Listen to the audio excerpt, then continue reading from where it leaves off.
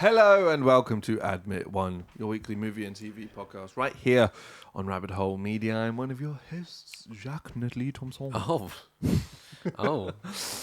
Bonjour.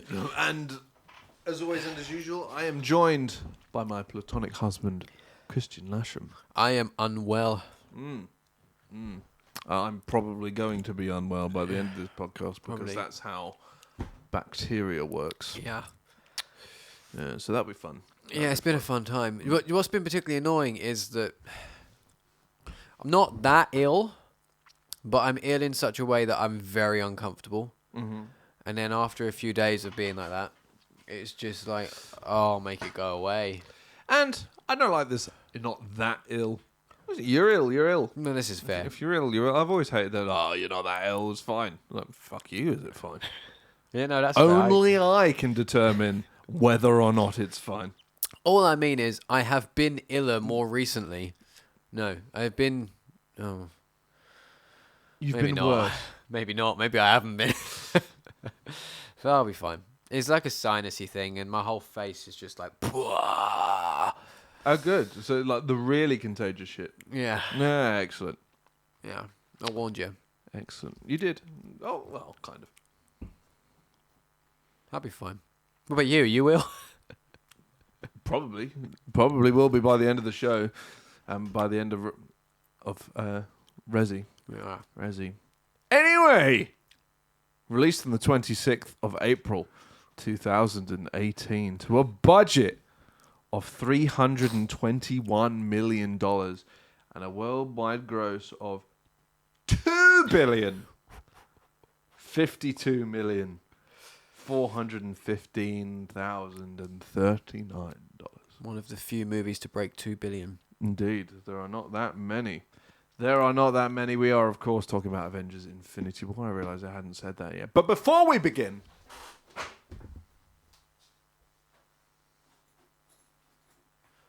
I don't know what's happening.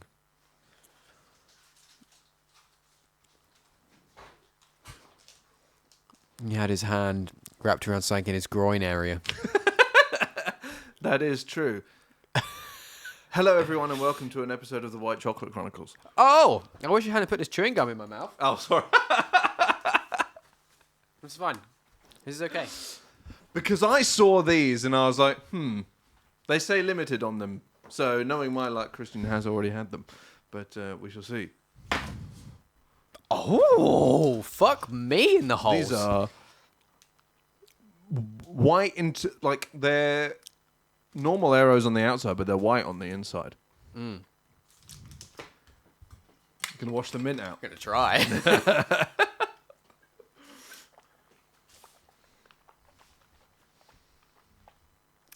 Should just spat it out the window. Fresh.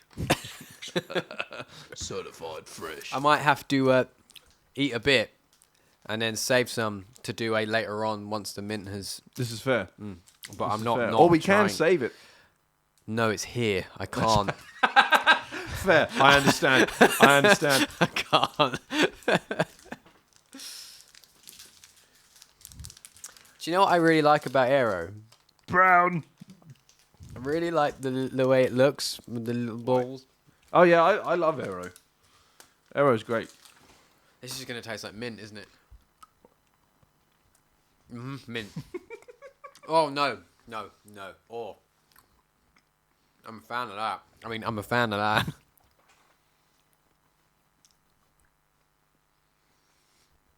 There's something really weird about white chocolate, in that there is a mouthfeel to white chocolate specifically. Because the cocoa butter quantity is different.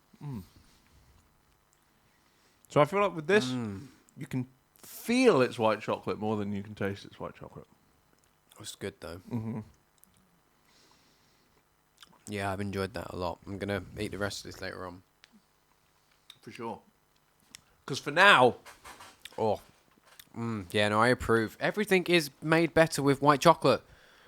I have yet to have a white chocolate treat in the past however many years you've been eating white chocolate on this channel and not go, this is better than the original plain chocolate or milk chocolate version. I agree. Everything is made better being white chocolate.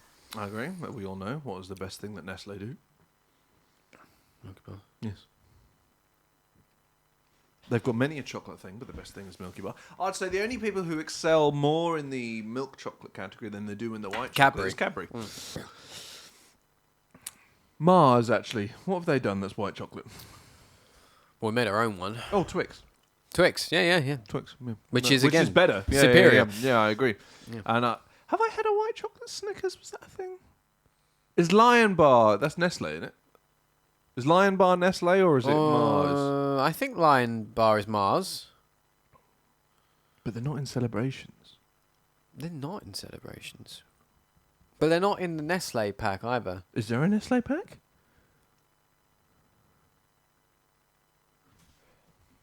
Wait, Nestle's Kit Kat. Nestle celebrations. No. Kit Kats aren't in celebrations either. Oh, no, that's Celebrations Maltesers I'm is- thinking of. I'm thinking of the Malteser thingies. Yeah. Nestle is Kit Kat. Lion is Nestle, Hannah says. Lion is Nestle. Okay, fair. But, okay, that still stands true. That both their two greatest things are white chocolate. The white chocolate Lion Bars are better than the the milk chocolate Lion Bars. No, I agree. Maltesers are Mars. Yes, we know. Hence the celebrations. But anyway, Infinity War, prepare to watch two grown men gush. Because, gush. Yeah, it's fine. We were about to have a falling out.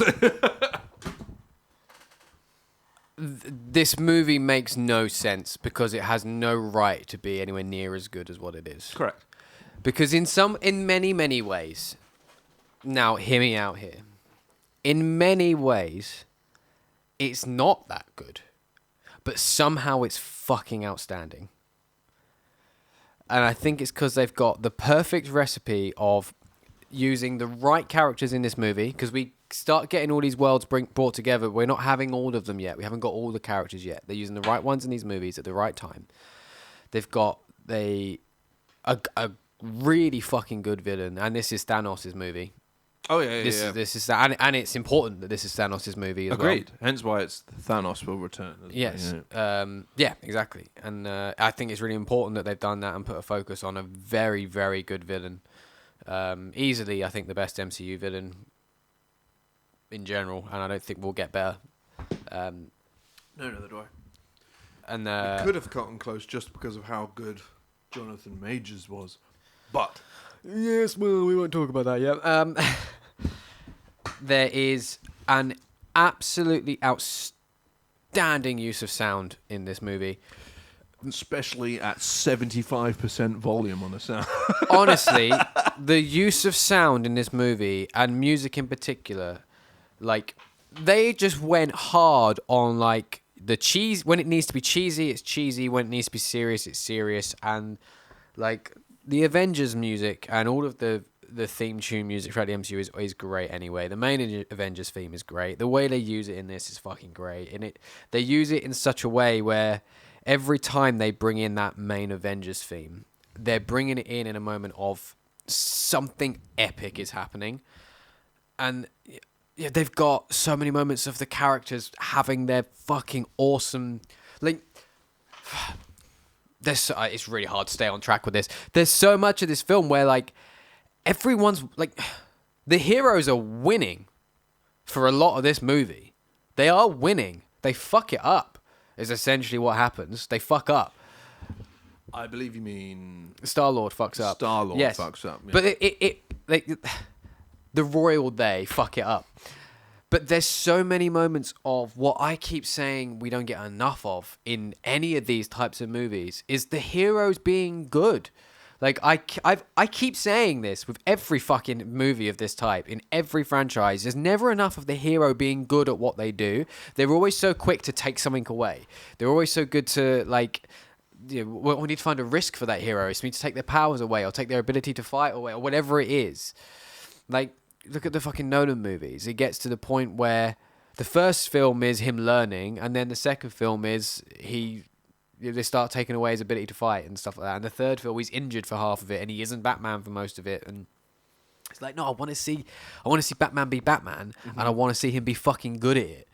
And yeah, and if you do that enough, then when it goes wrong, it feels like more of a, oh, oh, shit. And I think that's what this film does so well. Because even though we've had loads of films, we've had the 2 Guardians movies at this point, we've had 3 Iron Man movies, 2 Captain America movies, we had the Civil War. We've had so much of all these characters. A lot of that has been them struggling with different things and whatever. When this film starts, you've got, like, so much of the fighting they're winning. They're on top of so much of it. And although they're scared, there's so much going on that's like they're on top of it. They're winning. When fucking Cap and Falcon and Romanov appear at the station and they just fuck shit up. And everything about that, the use of the music, coming in with the epic Avengers music, with this ridiculously good fight scene of them just obliterating these 2 guys, and they're confident and they're cocky. It's the Avengers.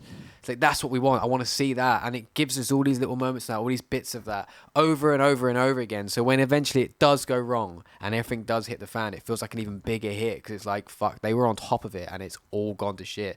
And it hits so differently. Like, there's so much. There's great humor. There's good character development for so many of the characters. Like, so many characters are getting moments. There's so many characters in it, but so many of them are getting a good amount of screen time and good amount of, like, time to develop. And, like, it's just, fuck it. I can't say enough good about this movie. How long have we got? The only thing I remember going, that would have been cool, was in the when I remember when it came out, I was just like, it would have been pretty cool if just you had, like, in the middle of the Wakanda fight, just a Quinjet just appears and comes in, and then the Agents of S.H.I.E.L.D. guys come off it. Oh, don't get me started on the Agents of S.H.I.E.L.D. guys. And I was like, oh! Or the, just at some point, in the scene in New York at the very beginning, there's, it's like where they go, they get like a Quinjet and they fight, you see like Daredevil and Jessica Jones like fighting, and there's like, we gotta go. It's like, no, even if you don't want them in the whole film, just like, no, we'll hold the ground here, and then they fuck off. Just all those sorts of things that they could have done, but yeah, this is at the point where they decided that all of those extra things weren't included. Well, they're semi-included because they've now just gone, they're included. Oh yeah, I know, it's mad. So it's all over the place. They're MCU, licensing. They're MCU adjacent, and this is why, like, the MCU exists because they fucked up licensing things. So I don't know why they did it again in the middle of the... It was very strange. But yes, everything is perfect. They do it again as well, because they did it with Spider-Man. Oh, they did that years ago. No, I mean, because they fuck it up again after this, didn't they? They almost lose it. Oh, that's just a contract ending. That's what that was. Yeah, true. True. Yes, but Sony needs to give up that license because they're fucking it into the ground. But anyway... Honestly, there is this film just comes together to be such a masterpiece of epic superhero-ness. And it is superhero-ness to its like fullest degree of what you want from superheroes.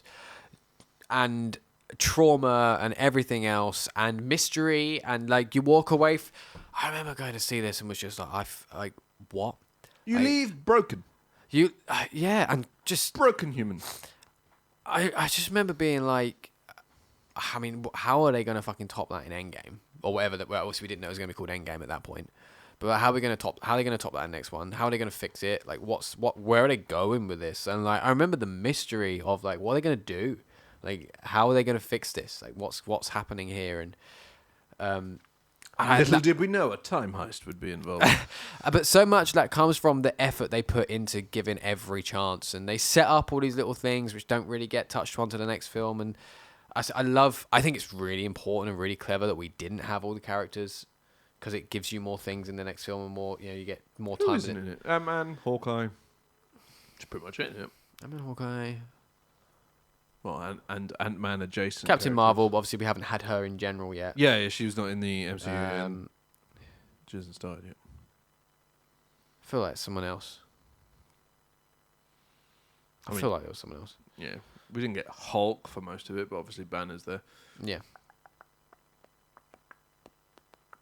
I feel like we get everyone. I think you're right. I think it is everyone else we get. But it's enough, though. What they leave out is just enough to make you go, where the fuck's Hawkeye? Where the fuck's Ant-Man? And they make hints and references. I will say it's... they were under house arrest. I buy it. I buy it for Ant-Man. I don't buy it for Hawkeye. Like, Hawkeye would have been like... House arrest? Like...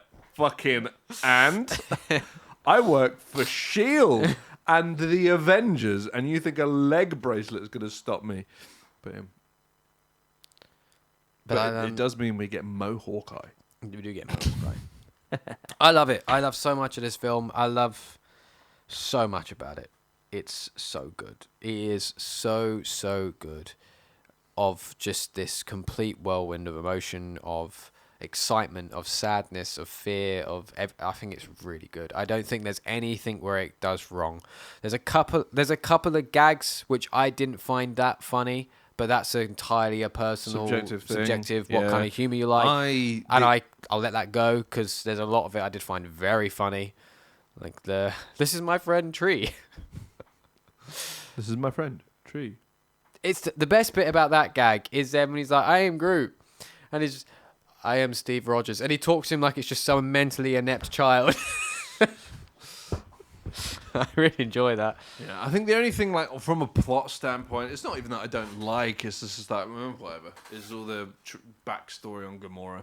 It's like, of all the characters I mean, that spend time with, I don't care. That is, though, just the problem is that you just don't like Gamora. For sure. That's not a flaw in the movie. Yeah. And it's not even that I don't like it, it's just like, because I think from an objective point of view, it's like she's one of the only characters that we've not had a bigger backstory fleshing out of, so it makes sense to do it here, especially as the villain is Thanos. It makes sense. It does make sense. That's what I say. It's not bad. Yeah. I just like I find it very difficult to give a toss about either Nebula or Gamora. Yeah, I am fully aware that you don't like them. I do. I don't like Nebula so much. I just think my God, Jack, that is so good. We've just got all of these incredibly interesting characters, and then just literally just white bread of a character in both of them. So it's fine. Hannah says, "Does anyone like Gamora? Even her dad yeeted her off a cliff." Something there that Rich has mentioned, actually, I did want to bring up. Rich says, I will say a couple of CGI bits aren't great, i.e. Banner in Hulkbuster suit and some of the Thanos stuff. I'm not sure Thanos stuff. Thanos looks fucking outstanding throughout the entire movie. That's clearly where all the budget went. But there is some... Oh, there is a sneeze coming. I can feel it. I agree. There's a couple of... There's a couple of Hulkbuster shots that are a bit dodgy. I think there is just general Iron Suit shots in this that are a bit dodgy. There's a few with Iron Man on the ship. Some of the superimposing stuff with Greenstein work seems to just, you can just see the edges aren't quite right and it doesn't blend with the background properly. But I have and this is just a theory. This is just a theory. And that's just a theory. And the theory is based off, we had these same complaints about the Civil War airport scene. Yep. We said the same thing. Yep. The green screen looked weird. You could see the superimposing a little bit more. And the issue is IMAX. Yeah, I agree. The issue is IMAX. Because the IMAX quality is so fucking high, you see the imperfections more. To be fair, I've always seen those, regardless of what... No, but I mean, because it was shot in IMAX. Yeah. So it was shot at a higher res. It was worked on at a higher res. And special effects are harder to sell at a higher res because you're seeing more of the imperfection. Special effects are not perfect. No. They're just not, because it's not real. Like, end of story. Well, it's like that game that came out, and the reason they've made it look so realistic is because they purposely made it look shit. Exactly. Yeah. That's made me think about it. This is the Unrecorded, if anyone's seen that knocking around. Unrecord, which is this first-person shooter game that looks fucking real for the most part, and it's done as if it's a body camera angle, but it's because a lot of it, the picture quality looks crap. And you think back to like years ago, there'd be loads of like fake things that people would share on the internet. There'd be maybe like asteroids hitting and stuff like that. That you'd go, hang on, is that real? Because it looked like it was filmed on a phone because they deliberately made it in really low res. And when it's low res, you can't see the detail more, which means you can't notice the blemishes. I do think that's actually the problem with the way you suddenly notice these imperfections of green screening and superimposing is that it's such a high res image. Oh yeah, for sure. That's definitely. It's definitely part of it, which is why a lot of these problems are coming out now, and more things are filmed in IMAX. People think special effects companies are just getting worse and getting later. It's like, no, it's just becoming a harder sell. Yeah, and that's why honestly, this is why people praise Avatar so much, because the entire fucking thing is CG. Yeah, so you don't have that problem. Yeah. everything's in that uncanny valley anyway, and then you don't notice the uncanny valley so much because it's all like it. It's all blue. Yeah. Gangly Slenderman. And those issues are there, but they're so minor. And I've said this before, those kinds of little visual things I can completely let go. Because there's so many other elements of this movie. I'm getting that weird breath thing again. Which looks so good. Mm-hmm. So fucking... I think Thanos looks incredible. It does. He does. I actually can't think of a single point where I think Thanos doesn't look outstanding, personally. There's a couple of things not in this, but in Endgame. There's a couple. I haven't watched that recently. Maybe. No, no, there is. Even the head of the special effects team that did Thanos 4 thing says like there was basically at the main one that people point at the very end when he says "I am inevitable," his hand clips into itself. Oh wow! I'll keep an eye out for that. The gauntlet clips into itself is the main one. But either way, that's still. You're still getting a 9.9 out of 10. Mate, there is... Across the board. In this film, the scene where Thor comes up to him at the end and he's got Stormbreaker lodged into his chair and he's right up in his face. It's clever camera work as well because you can't see his hand making contact. Yeah. So it's just the way it's filmed as well. The character model for Thanos looks... I'm sorry, it looks real. Mm-hmm. To me... It looks 3D. It looks like there's tangible flesh I could touch. Mm-hmm. It looks so good. I will not hear a bad word said about it. I think it looks outstandingly good, and I just can't. I've not been able to go over that since I saw the film. I don't think I'll ever get over that. Well, that's not true because there'll become a point where CG will excel again, and suddenly this will look like it's made from Play-Doh because CG will keep excelling.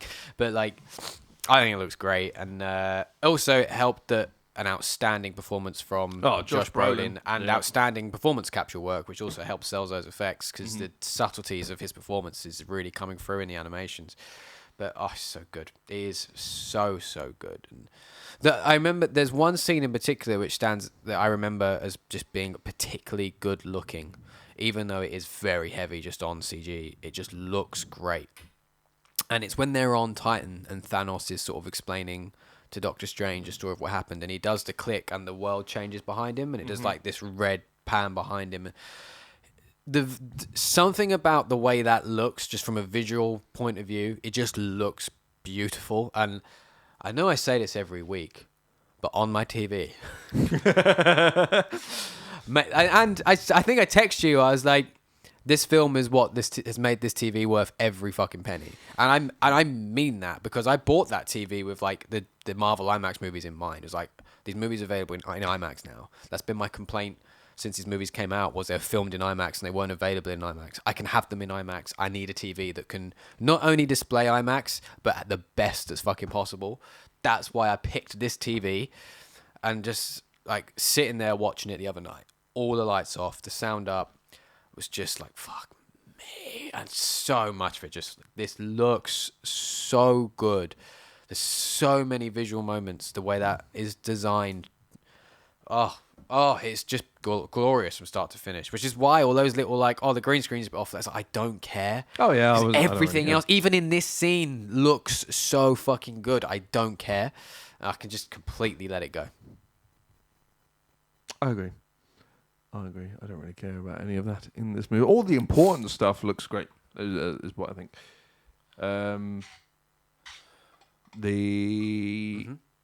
Obviously, Thanos, as we've said, looks incredible. Rocket looks great. Groot looks great. So all the important parts of the CG, the effects on Vision are excellent. Yep. I think all the stuff with Doctor Strange's spells. Yep. There's something in this movie and this movie alone that I find really odd. Just the thick viscousness of Spider-Man's webs. Yeah, I agree. Yeah. It's just this movie. Mm-hmm. It's very bizarre. Not a complaint. I think it looks quite cool, to be honest. But it's just, this proper this is a proper ropey, viscous white stuff. Oh, makes it himself. Indeed. The other thing that then I think this movie does so well is obviously because we're now bringing together more and more of these movies and these worlds together. Obviously, we've had some team up movies, but more of them are coming in, and I think it does a really good job as it introduces you to each bit.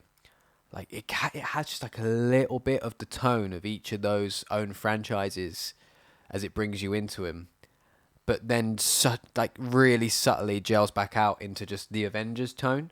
I think it does really well with that. So like, for example, when you introduce Spider-Man in the movie, the way it cuts to him on the bus and it's fucking great shot as well of the arm and the hair standing up. It's really fucking good. But like that little section of him on the bus is got all of the tone of Homecoming, of Spider-Man. It's got a little bit lighthearted. It uses the Homecoming music. Yep. Obviously, you've got Ned. You've got them joking around a little bit more. Like, it's very Spider-Man Homecoming until he's in the fight with... even when he's in the fight with Tony Stark at the beginning. Like, it's kind of Homecoming-y, which just slowly gels into being more and more Avengers as the film goes on. And it does the same with Guardians. You introduce the Guardians. Obviously, it uses kind of the 80s music, which helps, but... the way it cuts hard into that 80s music, there's the fucking... Rubberman?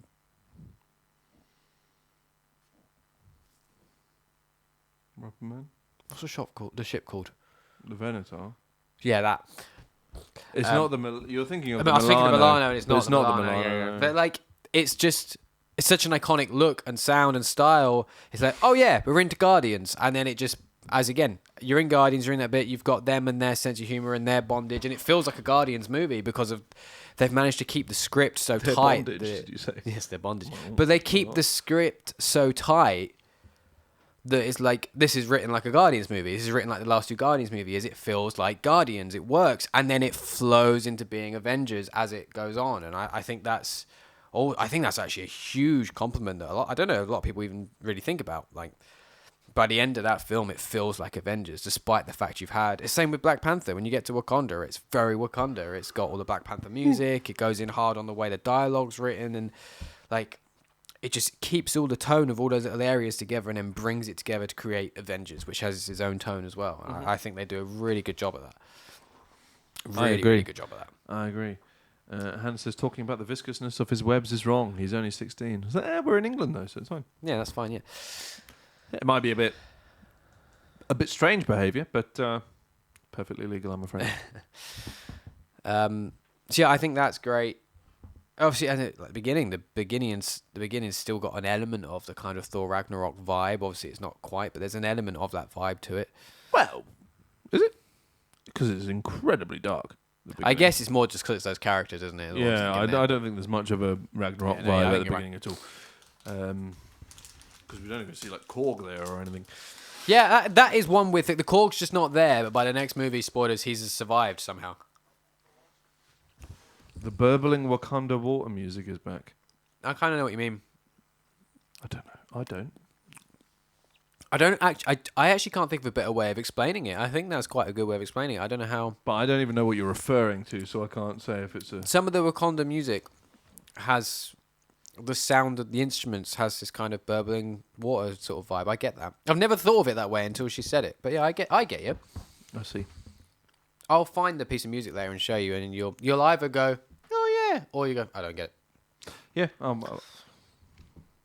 I fucking love, like, I complimented last week, but I do think the music and the sound and stuff on Black Panther and Wakanda is great. Oh, I agree.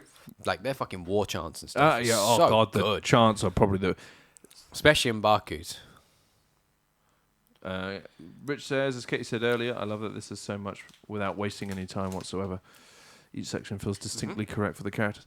Yep, absolutely. And obviously the best bit is the Wakanda fight. Like, the fight in Wakanda, that's the fucking best part of this movie. Oh my Christ, especially Bring Me Thanos. Well, I tell you why I think that bit is so good, because the fight there is really good, but I also think everything that's going on Nidavellir... Nidavellir? Neverland? Oh. Nidavellir. I think it's Nidavellir. I think it's Nidavellir. I mean, he says it both ways in this movie. Does he? Yeah, I know that's a thing. 'Cause I remember I was looking up like facts the other night, and Hemsworth both pronounces it Nidavellir and Nidavellir, or whatever it is, at different times. So he didn't know either. Nidavellir. I'm not sure I understand. But what you've got in this section is the Wakanda fight, the Thor and thingy, and the Titan sequence. And it's doing that kind of three-way storytelling thing. It's Nidavellir. Cool. It's doing that three-way storytelling thing that like Star Wars was always praised for, back with like Return of the Jedi, and loads of other films have tried since, where it's switching between three different perspectives of the same fight, essentially. And I think it does it really, really well. Mm-hmm. And I do think the Black Panther, the Wakanda fight is incredible, but I think the one on Titan is also really fucking good. And I think it's the combination of the three all together, and then bringing it together, like bringing Thor, and then from where he is to Wakanda, and then eventually, obviously, Thanos ends up there as well. I think the way it brings it all together is what makes that work so well. For sure. Like, obviously, there's loads of like individual great moments in it. I've said this countless times in this channel, when they fucking actually go on that charge, and they're charging, and there's this like drone shot from a distance, and you just see Cap and Black Panther just sprinting out way above the rest and lunging. It's fucking great. They did what I do in games when you're running along and there's like a thing in the middle of the road, be it a road or in the middle of your path, be it a road or a stream or whatever, you just jump over it for no reason. Yeah. They had more of a reason to use momentum to pound on these space dogs, but it just was like...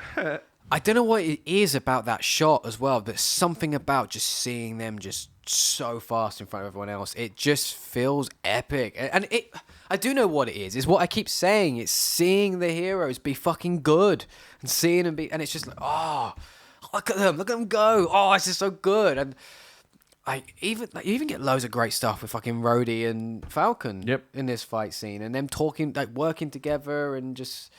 It works so well, and it's almost like this. They can't. I think it does this great job throughout it of setting up this. Well, they can't lose.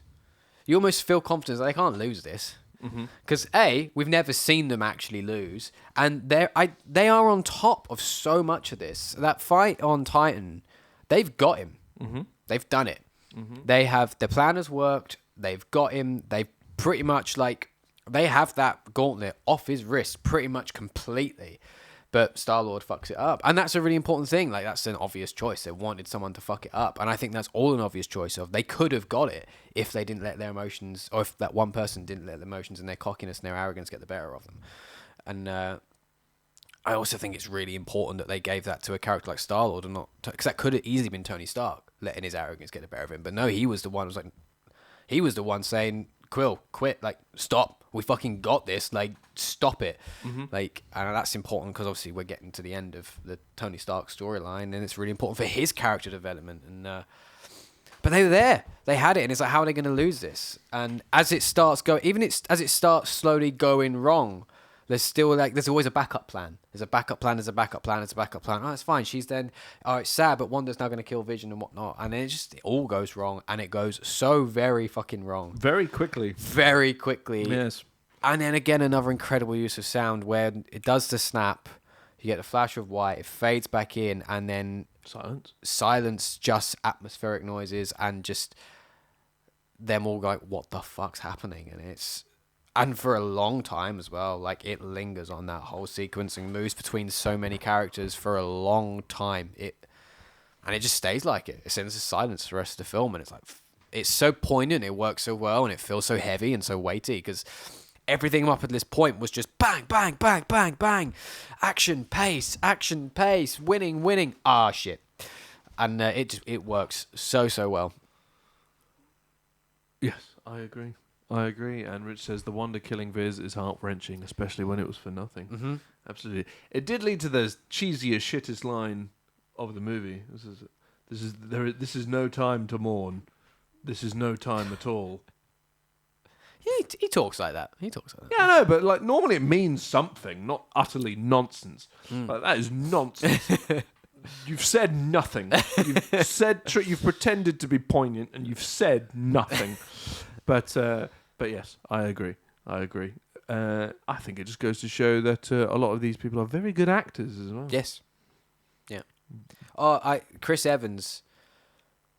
I think he has his best moment in the MCU. Personally, I think is actually in this film, and it's a really simple bit. It's when everything goes wrong, and he's like, they're like, "What the fuck's happening?" And like I think someone says to him, just like, I think Nat just says like Steve, just like says his name, and he just falls back and he just goes, "Oh God," and his delivery of that is so like, you've mentally defeated Cap.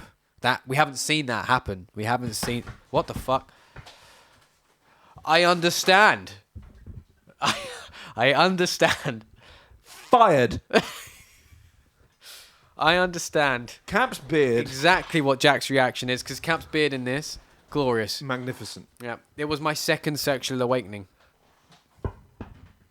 My first was when I was given one of these arrows.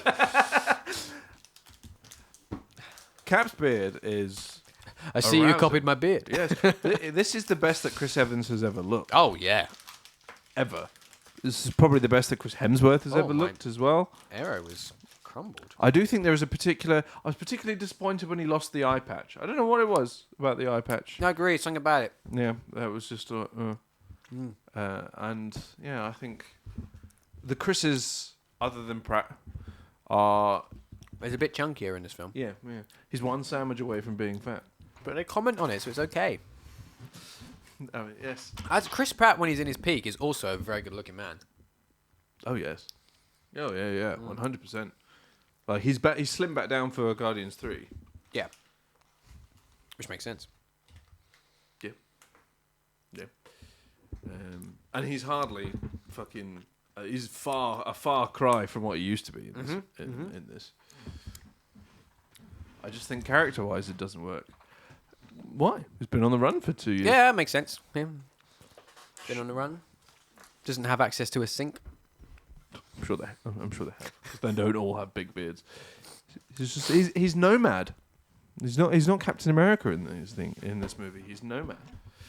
Well, I think the reason it actually works really well is the first time you see him and Nat is they both look very different. Mm-hmm. And obviously we haven't seen them since Civil War. And I know it's not been... We haven't seen any of these characters since Civil War, really. No, but obviously, like, from our point of view, it's we've seen Iron Man. It's only been a few weeks, but in reality it was a few years. 2 years, yeah. Between it. And it was always like, well, where have they gone? Where are they going? What's happening? So then to see them come Edinburgh, back... they wanted somebody to deep fry their kebab. Seeing them come back in that way and being a bit different is just... Something about doing that just creates this kind of like, what's happening with them? Where have they been? And then when they come back and they're so fucking badass and working as a team and Just a... Yeah, so good. Yeah, it is so much like that. It's so good, and then Nat comes in and Falcon comes in and do and just fuck everything up. I agree. I do like that it's in Edinburgh though, and I am a big fan of the deep fry your kebab sign in the window. I'm just like do us proud, Scotland. And some kind of you silly bitch. There's some kind of joke about Wanda deep frying Vision's kebab. Wouldn't it be the other way around? I just realised that, but I didn't want to say it. Thank you for lowering the tone for me. Yeah, it's fine. It's not by much. You made a mess. Yeah.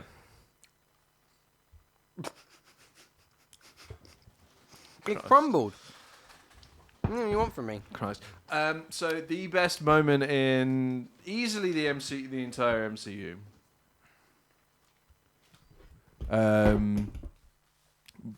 Possibly cinema.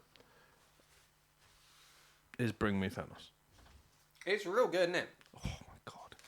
Just the Bifrost and then fucking Stormbreaker flies out and wipes out all the people, fucking up his friends. And the Avengers music again. Yeah, and the build up of the Avengers music, and then it comes back. The Bifrost disappears. It's just full kitted out, sexy motherfucker with fucking Thor, rocket on his shoulder, with a big ass gun, and his friend Tree, and it's just like. It is. He's like, bring me Thanos. It's so slaps good. down the sub noise at that point. By the way, it's just.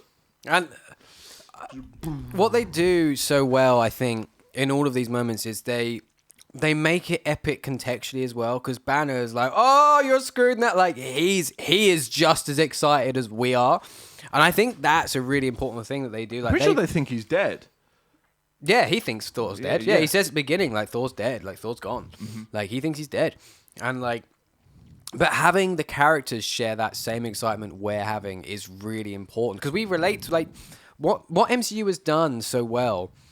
And, again, not the first time I've said this. They've made us care about these characters. And that's what so many of these other ones have failed to do. We spoke about it with X-Men. It's like they didn't do anything to make me care about any of these characters. So all these big moments, I was like, I don't give a fuck. I don't care about these people. Like, pointless. This has made us care about the characters. And one of the ways it does that is it makes them relatable. We can relate to them. And it's stuff like this. Like, we care about Thor. We care about Banner. Banner in this movie's fucked. Like, he is, like, fucked up. He is just witnessed, as far as he's concerned, one of his friends be killed. He doesn't know otherwise, and seeing his elation there helps with ours. It gives us an elation too. It's like, yes, they're gonna win this. How can they not win this? And it just works so well. There's so much of it that just works so fucking well. And that to that exact point, I think adds so much weight to you should have gone for the head. Yep.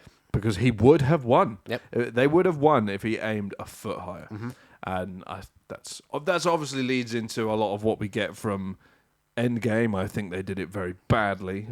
Some of it, there's some stuff they do with that I do think that they do well, but we'll get to that. There in are about sprinkles 3 weeks. of it. I think what they actually did and decided to do with it is really bad. Yes. But I think what they were trying to do and the sprinkles of stuff in there is what they should have done, other than make fun of Fat both people fat and people and depression. Yeah, I think that was real stupid. No, I agree. But anyway, we're not here to talk about Endgame yet.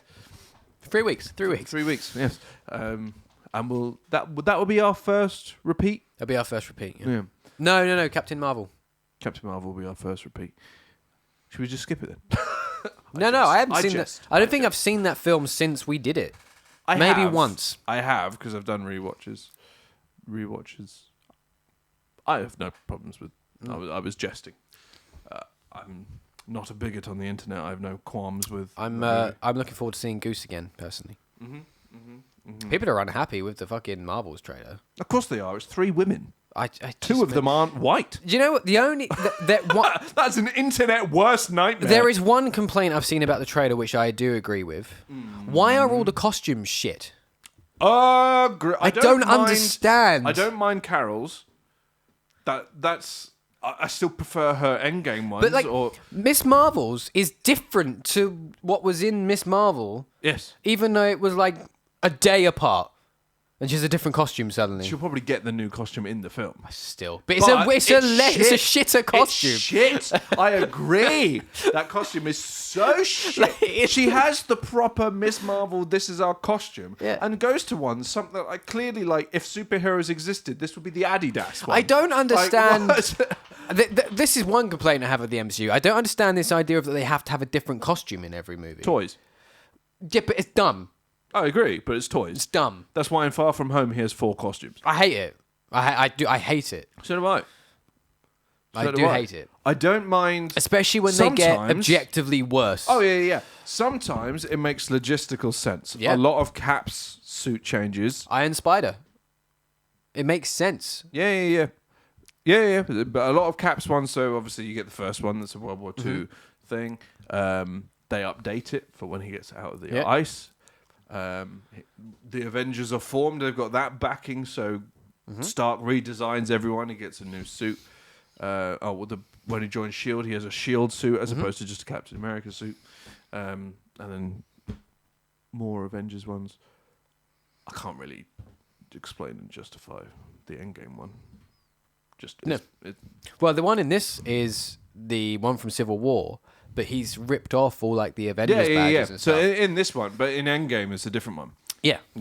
This one, this is Nomad. He's just ripped all the stuff off. But Endgame is like, not even is it like, why do you have a different suit in Endgame? How? The man that builds your suits seemingly is dead. Or missing. Not when we see him wear it. I have to admit, I don't remember very well. This new suit doesn't come out until the last fight. Oh, okay. Fair enough then. I take that back. So he is around. Anyway, people don't like the Miss Marvel's trailer, but that's a conversation for a different day. Yeah, I agree. The only thing I don't like is Miss Marvel's suit. I have no problem with Carol's suit. It looks fine otherwise. Yeah, I actually think it looks quite good. Yeah. It's what we predicted. Yeah. We worked out that it would be that they were switching places. Mm-hmm. Well, I mean, that was pretty clear from Miss Marvel. But yeah, I know, but there was a lot of theories of a lot of people going, well, what actually happened? Did she switch place or... Oh, I see. Did she shapeshift? And we worked out, I think, that she was switching places. Yeah, because I think that's the obvious answer. Yes. And funnily enough, we were correct. As per usual, it's a miracle we don't have any more. Is it a miracle? It's a wonder we don't have any more. Certainly not a miracle. No, it's not, because I would like money. Yeah. Personally, I blame the person that watched our video the other day that said, you deserve more viewers, then share us. Did he? Did he fuck? Hello, if you're watching this one. Share! Bitch. What else can we gush about this movie? Oh, mate, I could fucking sit here all night quite happily. Fucking sit here all night. Yeah, I'm not very well, but I could. Like, there's so much about this fucking film. Yeah. I wish we got the deleted scene of Hulk bursting out of the Hulkbuster. Yeah, I don't like that they took out all the stuff of him and Hulk trying to work it out, because I think that has led to the mistakes. Well, the mistakes they've now made with Hulk. Yeah, I agree. Clinical fucking errors, I think, is what you meant to say. Yeah, I mean, the thing, what's so annoying is Endgame is great, and I can't wait. For the most part, yeah, I agree. And I can't wait to talk about that again. But there are like 3 or 4 huge fucking errors, which are entirely the biggest they unforced. made in the MCU so far, I think. Yeah, and they're entirely unforced errors as well. Like how did you get that wrong? Yeah, I don't understand how you got that wrong, especially when you've got everything else you've done. Russo brothers has been so fucking good. You haven't put a step wrong at all. I agree. Like, how have you got it that wrong? It's so bizarre. So bizarre. Hannah says we'd like to see the 45-minute deleted scene of Thanos attacking Xandar. I'd be quite happy to see that as well. I agree. I saw they cut that out because they were like, oh, we didn't want to repeat things. What do you mean didn't want to repeat things? This is the same. We haven't seen this. Imagine having an entire, nearly an hour-long battle or war sequence. You could film it like a fucking war movie. Yep. 45-minute cold open with still 2.5 hours of movie left afterwards. The opening of this movie is fucking good, though. Oh, it is. And there is so much really important stuff it does in the opening of the movie as well, because obviously it picks up from that. Picks up from the end of Ragnarok. The end up of Ragnarok. And it's fucking picks up heavy. Like, it's already... You've missed the fight. Mm-hmm. You come in and everything is already destroyed. It's kind of implied there wasn't much of one. There wasn't much of one. Like, fucking... Everyone's down and out for the count. Thor is down with just Thanos standing over him. Like... But there's so much it does here, like... Of setting up, like... Okay, Thanos is fucking powerful. Like, we should be scared. It sets up that threat early on of like, oh, this is why we need to be scared of Thanos, because not only is he brutal and doesn't care, seemingly, like he has his objective and nothing's gonna get in his way, and he whatever, I don't care who I kill, I'll just kill this guy in cold blood, I'll just choke out Loki, whatever. And like, he knows who everyone is, he knows what's going on, like he's got the power of knowledge too. You're getting all that early on, but like the fact that you have really good stuff with Loki here of just actually reinforcing what they set up in Ragnarok is like, no, Loki has got it now. He's switched, or like his character development has come full circle, and he gets that he's at his best when he's working with Thor and he's at Thor's side, and that's how he's going to get the success he wants. It's not by trying to be this almighty ruler, by trusting his brother. That's going to get him the success he wants. And you see that in this, and the elements of him being a little bit tricky, and he's like, Thanos, I beg to, I'm going to serve you, whatever, and then switches straight away, and we have a Hulk, which is what Stark says to him, which is great. I love that. And then when Hulk comes out of nowhere, and he's the same size as Thanos, and they fight, and Thanos fucks him up. That's the first time we've seen that happen. The first time we've seen Hulk lose. In the MCU. That's not true. Because Stark beats him as well, but in a fucking super fucking suit though, like in a armored suit. Yeah. Like, only because he had the Hulkbuster. Otherwise, he wouldn't have done. No, of course. It's the first time you've just seen him otherwise lose. I don't think. Yeah, the Iron Man defeating him in some high tech suit. No. I'm Cool. just saying it's not technically the first time we've seen him lose. Yeah. But like I it was does. just about to say a factual error. It does just create this thing of like, oh shit, like It's he's the first time we've seen him get destroyed. destroyed. Yeah. Like it's like Can I have some blue roll? You can, yes. Oh no, it's happening. And obviously then with them just hard killing Loki, and like it's done brutally as well. Like he looks fucked. Like his eyes are like bulging out of his head. And when he picks him up and he's strangling him and he's just like kicking, it looks fucking horrific. Oh yeah, that's Jesus. Jesus. It's the most brutal death that we've had easily. And like Loki's a loved character by the fans. I know like you've always been a little bit more hit and miss on Loki, but it's more. I think Loki works well in smaller roles and smaller parts to play. He works well in conjunction. I don't like the overuse. That's fair. But I think like now we'd got to this version of Loki where it was like, oh, he's now really like he's a good guy. I'm seeing he's a good guy, and they just kill him. Like I just think that was a really good move. Like again, they make mistakes with Loki preceding this film's fault, but that's not this film's fault. Yeah, like what they do here, I think is really good and really important for setting up what's going to happen in the rest of this movie. And for Thor, like, because Thor then throughout this film, he's lost everything. And the fucking scene when he's talking to Rocket, and like he's got this quiet confidence about him, but you like this somber, he's never fought me. Yeah, he has. Yeah. He's never fought me twice. Yeah, I mean, there's so much that is so good, and he's like, but what if you don't win or whatever? He's like, well, what else have I got to lose? And just the little tear and everything. That performance is so good. Oh yeah, but I could lose a lot.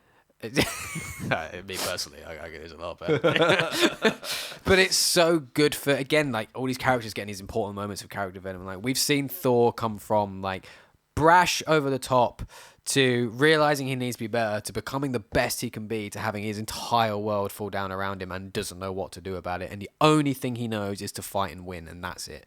Which is why what happens late with the fact that he fucks it, he doesn't succeed. Makes sense for why he goes the way he does in the next film. I think they make mistakes, but the arc is not the problem. Yeah, it's how they do it. Yeah. And the arc is good. I think it's good. It's like seeing Thor go really hard on the depression is important to see a character like that struggle for a number of reasons. It's interesting storytelling, and also again it's relatable. But then so much of this is and his confidence. I think it's really. I think that's great. And that's also up from early on, and just him watching everyone die, and it's good. It works so very well. Doctor Strange and Iron Man together as well. Yep, they're great. The Sherlocks. Yeah. Oh, but they're so. I am annoyed that they didn't get a no shit Sherlock line in there somewhere. Yeah. I feel like that was an obvious gag for one of them to say to the other. I agree, yeah. Like, one of them says something obviously, well, no shit, Sherlock. Like, that's all they needed. And like, yes. Yes, I don't know why that didn't happen. No, it's just another misbeat. Yeah. It's a very strong misbeat. But one that I would have thought that Robert Downey Jr. himself would have come up with, you know? True. Especially considering this entire time they've been trying to do another one, yeah. The third Sherlock movie. Yep. Just can't get Jude Law on board, am I right? No, it's they can't get their schedules. They're both on board. They're just never free at the same time. But they need to do it soon because Robert Downey's looking worse for all. And Jude Law's not making any more fucking Dumbledore movies, is he? So no, he's just Captain Hook now. Oh yeah, he is, isn't he? Although that would have already been shot. So. And he dies. I highly doubt he's coming back for any more of the Marvel movies. To be fair, the only reason Robert Downey Jr. is looking worse for wear is because he's not having to stay in shape to be Tony Stark. That's true. He's just thinner now. Yeah, that's all it is. He's not having to be Stark, so he's lost his hair as well. Or shaved it off, I don't know. Yeah. That's fine. You can put on a wig. You can get around that. No, I'm not saying in terms of that means he can't play. Oh, yeah, Sherlock. I know, yeah. I mean, like, adding to the looking worse for wear. Yeah. It might have been a choice. I don't know. Yeah, exactly. I don't know. You mean he's old? I mean, I hope I look that good at that age. Or actually, no, to be fair, I hope I look demeated and maggoted, I imagine. Or actually, no, just in an urn. I was going to say, I don't intend to make it to that age. No. I mean... I didn't intend to make it to this age. I've got like a month and a bit tops, because I've always said I doubt I'm seeing 30. I'm not dragging you in a corpse around Hogwarts. As a corpse around Hogwarts, I should say. Not in a corpse. You mean you're not willing to weekend at Bernie's, me? No, I'm very upset about this. I am not. Why? I just can't be fucked, if I'm totally honest. It sounds like a faff. And would probably smell. Rude. Not wrong. Nose plugs. It's not your nose I'm worried about.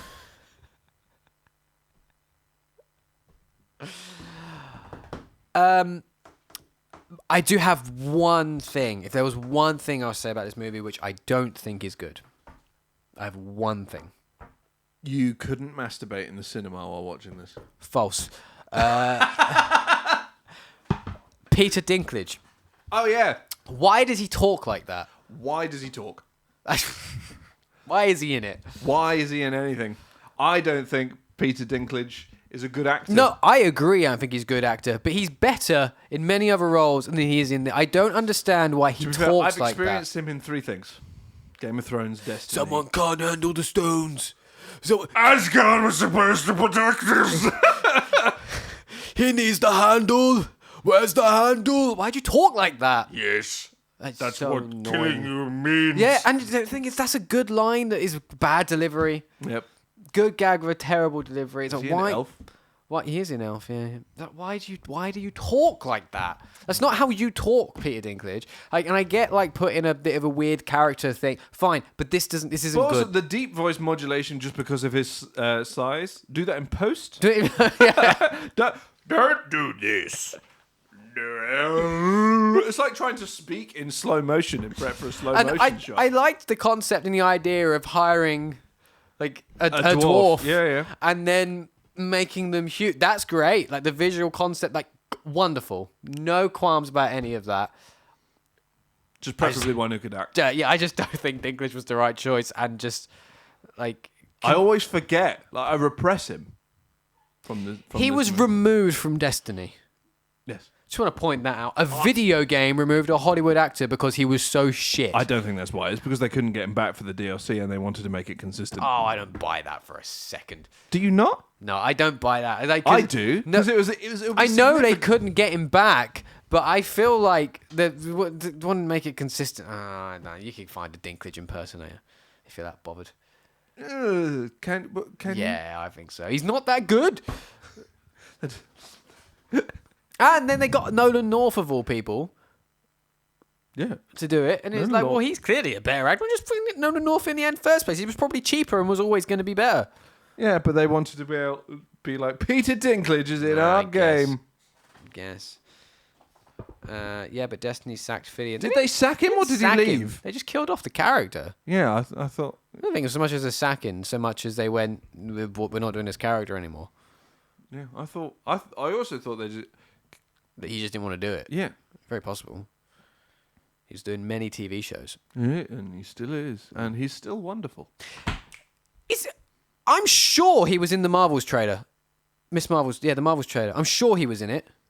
There's like a frame. I'm sure it was him. And I was meaning to re-watch and check. And I never did. Well, they've already broken continuity on Nathan Fillion in the MCU. So, and actually, no, that would surprise me. That doesn't make any sense. I may be wrong. I probably am wrong because I feel like the internet would be talking about it. I feel like Nathan. I've put Bathan. Nathan Fillion, The Marvels. I'm sure there's a bit.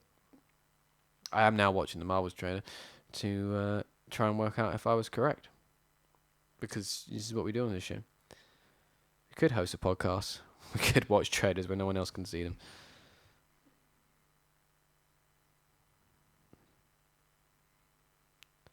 Guardians 3. Oh, it's a Guardians 3 trailer. So he does exist in the thing then, somewhere. It's just Guardians 3. Well, he's been in every Guardians movie. Yeah, it's like posters and stuff, isn't he? No, he's the big blue alien in the first one, in the prison. That Groot does the twigs. That's Nathan Fillion, yeah. Oh. And then he's the poster for Simon Yeah, I remember that. Ross's chops, Sammy would be able to tell me. Wonder Man. But then they've just decided to undo that, supposedly. So he is in Guardians 3? Yeah. Makes his... so it says here... Where is...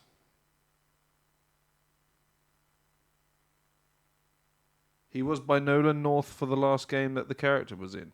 What? That's not a sentence. Oh! K9. Yeah. Nolan North played the character when he died. Oh, I see. I swear he just left, though. I don't know if that's true. Yeah, Nathan Fillion will make his official MCU live-action appearance in Guardians of the Galaxy Volume 3.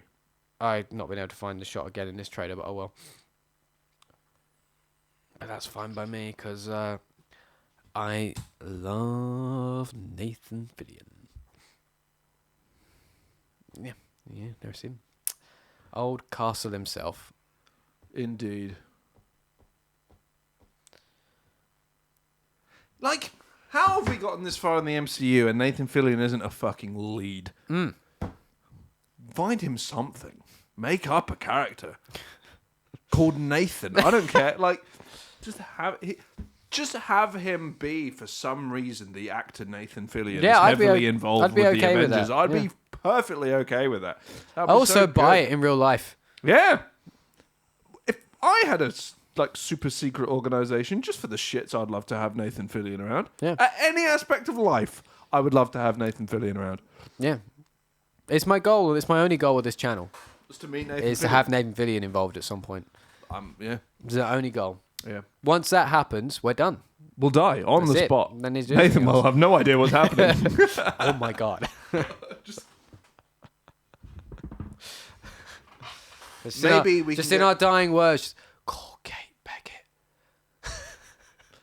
Now we'll leave Castle alone. We'll just get the rookie cameos. I haven't seen that. I don't care. Watch it then.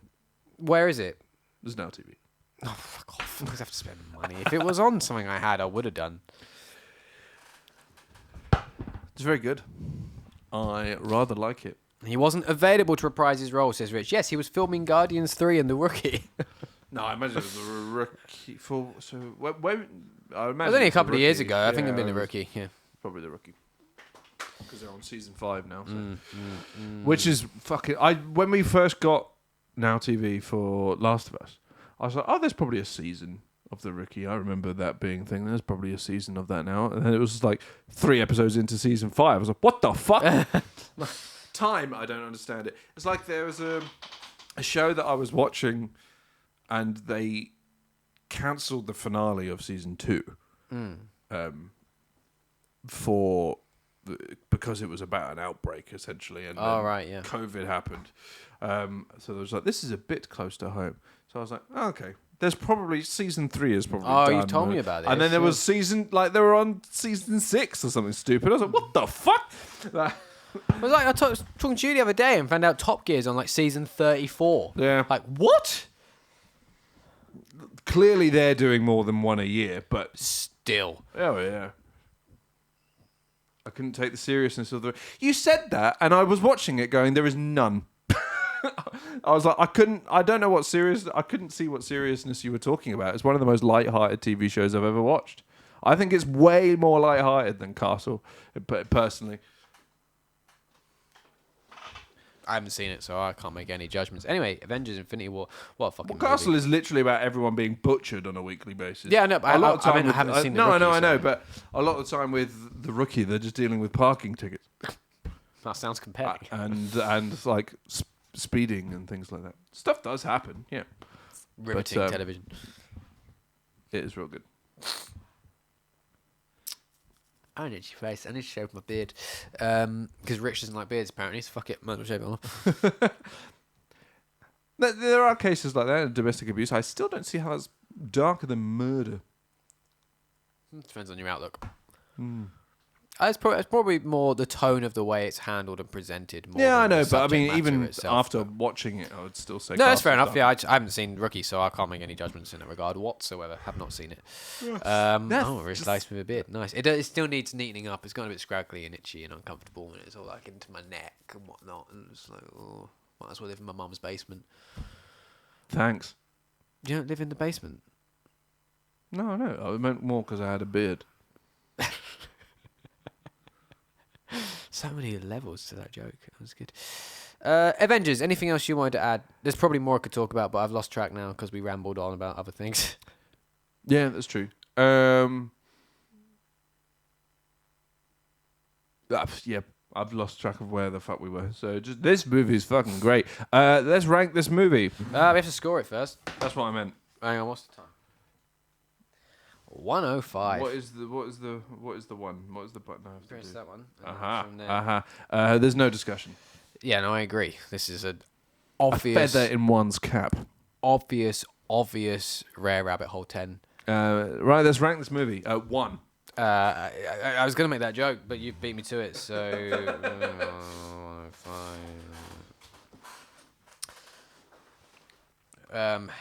The current ranking is, as redundant. you see before you, utterly redundant.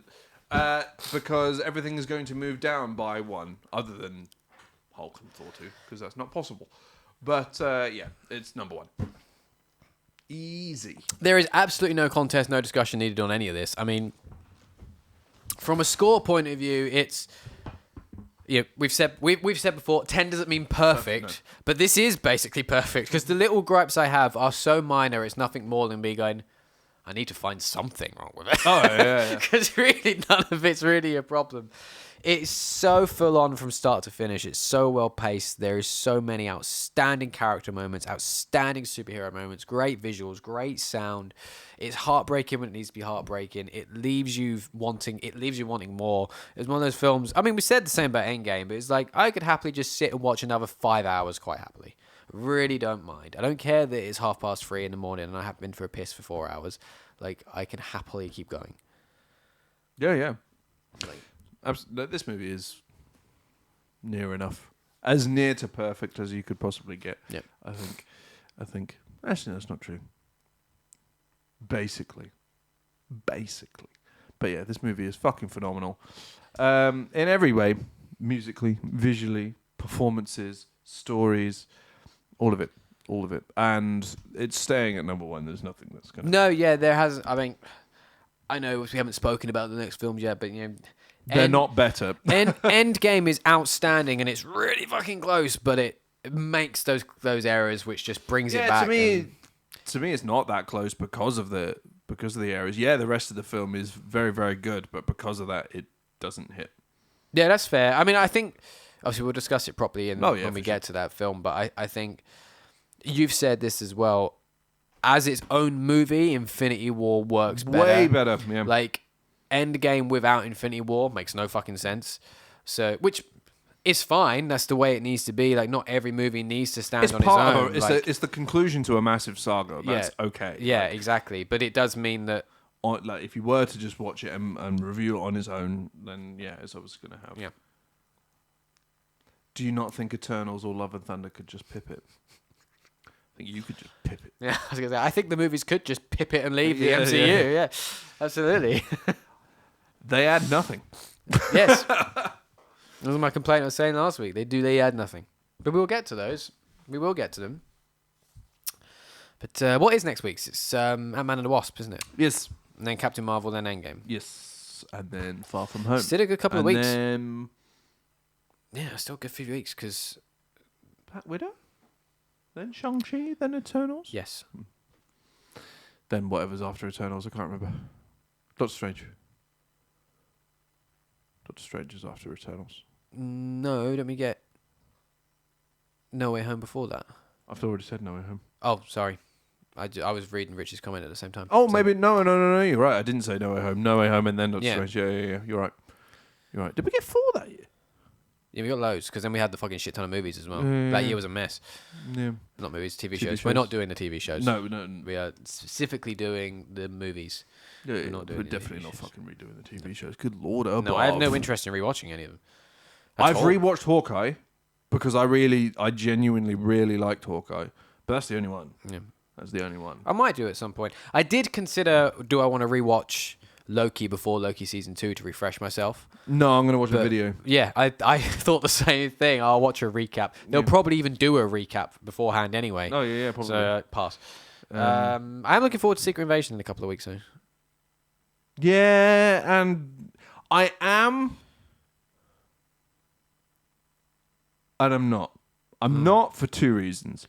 This is the sort of thing that makes me go, this looks like a great movie. Yeah, well, that's been the case of all of these. But I mean more like specifically because the tone is more similar to Falcon and the Winter Soldier, and the setup seems more... setup seems more similar to Faust. Which, as we said, Faust's biggest problem was it should have been a movie. Mm-hmm. Should have been a couple of hours as opposed to trying to spread it over to like 5-6 hours. And also, this isn't Secret... I know what Secret Invasion is. This isn't it. Yeah. This isn't it. Secret Invasion, it was meant to be fucking world-changing. For Secret Invasion in the comics and stuff involves fucking everyone. Not fucking everyone. Involves everyone. And it turns that movie is out there, it's just different. But some of the characters that you've been following in the comics for years at that point, some of the main heroes turned out to be Skrulls. Yeah. And that changed fucking everything. And you find out that some of the actual, I can't remember actual examples, but like the actual Spider-Woman, for example, is missing. It's been a Skrull for years and that sort of thing. But now it is literally just Nick Fury. Yeah. I was like... But at the same time, I really like Samuel L. Jackson. I like a conspiracy thing. It does, for its own merits, it looks like a good show. So I am looking forward to it in that time. A couple of things I just want to add before we completely wrap up. First of all, the joke movie I was just talking about of the fucking everyone is called Avengers Infinity War. Move on. And then a couple of things I wanted to add about Infinity War before we go. This has been Vision, right? And what happens with Vision in the later things. I am still convinced, and I convinced myself even more of this watching this the other day, Shuri's got a backup of Vision. Don't need it, though. Don't we? White Vision remembers everything. Remembers everything, but is like, but that wasn't me. Like, he leaves going, he's like, I remember it, but that wasn't me. I reckon the thing is he's just going to show up and he's going to be Vision. He's going maybe. To the fact that that's him, I reckon. Maybe. My theory is that Shuri's got a backup, which she does take an Usby. She takes an Usby. A Wakanda Usby. Yeah, and I think she's got a backup, and then she'll be able to be like, she'll be able to inject it into White Vision to bring back the Vision that we remembered. Yeah, I think... Because that will be... At the very least, I think that was the original plan. I think shit might have changed by then. Yeah, that's a good point, because they're making so many threads that they don't know what to pull. Exactly. We haven't even got a fucking inkling of when Vision could be showing up again. And that was 2 years ago. Yeah. Yes, because they've done too much. But I think they're fixing their problems now. I think Kevin Feige's realised they've done too much. That's because they've been firing people. Yes. But he didn't even say, he's like, we did too much. We did too many things. And he's realised that, and they'll start to get back on track with things. But that's why most of everything has been delayed out this year. I'm pretty sure Secret Invasion might be the only show we're actually getting this year. Yeah. No, Loki is end of year, isn't it, as well? Oh, yes, Loki is this year, you're correct. But that's still, whereas if we had like 5... Yeah. 2 and 2 film or 3 films, and that makes and things have been delayed out of this year. Like things like Agatha has been put on a definite hold. I thought Agatha was one that has been like indefinitely. That's what I said, indefinite hold. Oh, I misheard you. I just completely misheard you. I thought you said has been put into a different month. Is what I thought you said. What happened? I said indefinite hold. Well, fair enough. I believe you. The Daredevil's still on track, and that is the only thing Marvel announced that I'm looking forward to. No, fair. Because I want me some Johnny B. I want some Punisher, baby. Very much. And I want the, please, for the love of God, I don't know why I want this. I do know why I want this so much, just because of the comics. And No Way Home. I need more Spidey Daredevil. Yeah. Some proper Spidey Daredevil. I want them to build their relationship so much that they get to a point where Matthew Murdock is on trial for being Daredevil. That's a thing that happens. And as a favour, Spider-Man wears the Daredevil suit and goes out and saves people to show that it can't possibly be him. And I just want that because that'd be cool as fuck. Fair. They're very different sizes of human beings, but that doesn't fucking matter. It's fine. All right, should we wrap up and do a little bit of Resi? Yeah, let's remember to stick around. We're going to have to, because of technology is a big old penis, we're going to have to end the stream so that we can come back, relaunch, and play some Resident Evil. We will continue by putting a message in the Discord as requested last week when we are back. But coming up on the channel in general, obviously Resident Evil. Next Friday there will be more gaming with Daddy, and until there's a new name, Is there going to be more Fortnite? I don't know. I hope so, because I've been really enjoying playing Fortnite with everyone. I'm also down for more Fortnite, Yeah, I've been really enjoying that. and obviously we can just play Fortnite in the week anyway. Please do. Yeah. It's good. Yeah, Because it is less fun on my own. as is everything. Speak for yourself.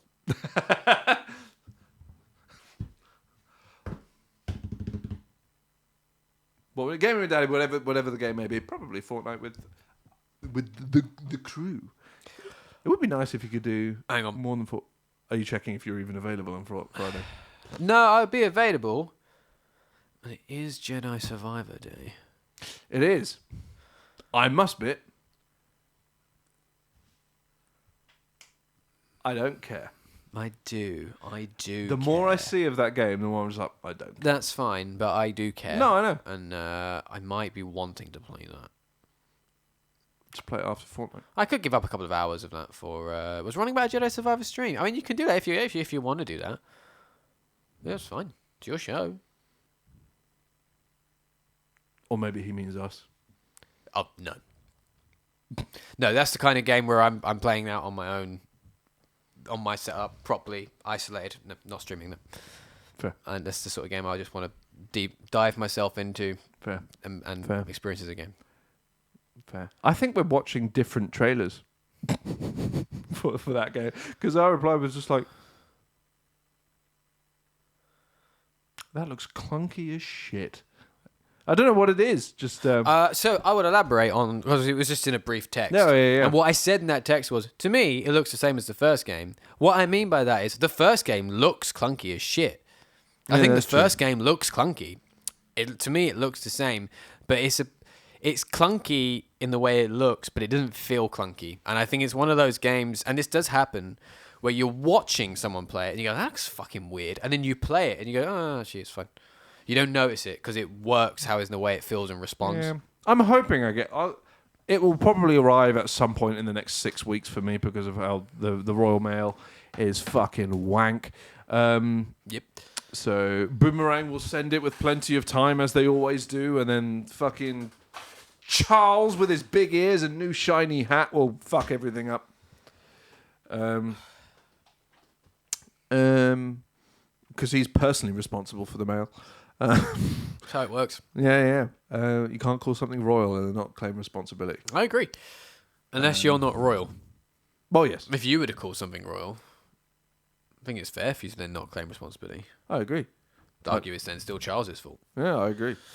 Like the royal success My of this royal channel. lack of aero right now. My royal lack of funds. Yeah. Our royal lack of viewers. Yeah. Well, the lack of funds is Rishi's fault, I've decided. And the rest. Oh, yes. Rishi Ballsack. The last, Boris Nonson. 20, 30 years of government leaders, I'd say. Yeah. Fucking Thatcher. All of them. All of them. I burn them. I don't think I have a particular problem with any one of them more than any of the other ones of them, personally. No. Cunt. That's the word I was looking for. Anyway, we are running even lower on Resi time, and I absolutely need to go to the toilet. So, next week, remember, watch Ant-Man and the Wasp. But come back for Resi. Bye. for those that wasn't following that, we'll be ending the stream briefly and then rejoining shortly to play some Resident Evil. So I know, but it was a while ago, and people will forget and or don't listen. People usually don't listen to me. Yeah, that's a very good point. Just checking, just covering all the bases. You should just repeat everything I say on the show. I should just repeat everything you say on the show. Yes. Yes. See you in a bit.